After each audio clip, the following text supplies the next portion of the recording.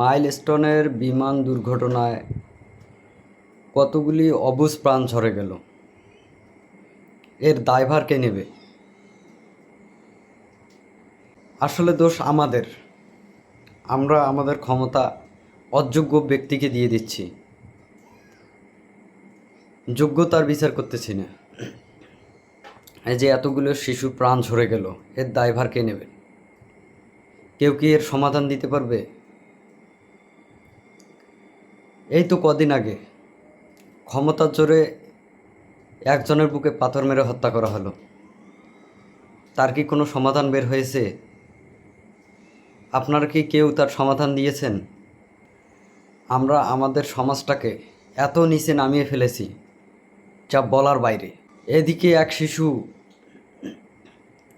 ঝলসে গিয়ে সে কাতরে দৌড়াচ্ছে, কেউ ভিডিও নিয়ে ব্যস্ত। আবার কিছু কিছু রিক্সাওয়ালা, ভাই আপনারা কি মানুষ হবেন না? 20 টাকার ভাড়া 100 টাকা, 1000 টাকা করে চাচ্ছেন, গেলে যান, না গেলে নেই। আমরা কোন দেশে বাস করি? আমরা কি কখনো মানুষ হব না? আমাদেরকে এই মানুষ হিসেবে বাঁচার কোনো অধিকার নাই? আমি সকালে বউ বাচ্চা রেখে বাইরে বের হলাম, বাসায় ফিরবো কি না এর নিশ্চয়তা আমি দিতে পারি না। একটা দেশ কতটা অস্থিতিশীল হলে এরকম পরিস্থিতি হতে পারে? একটা বিমান যার মেয়াদ উত্তীর্ণ, ঠিক আছে, প্রশিক্ষণ দেওয়ার দরকার, ফাঁকা কোনো জায়গায় গিয়ে প্রশিক্ষণ দেন।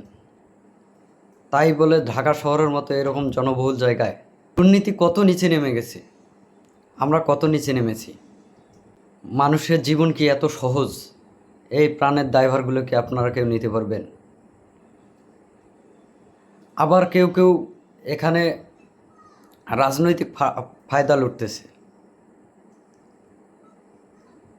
এদিকে মানুষ প্রাণে বাঁচতেছে না, আর এক দল এসে আরেক দলের সাথে দাঙ্গা লাগাচ্ছে।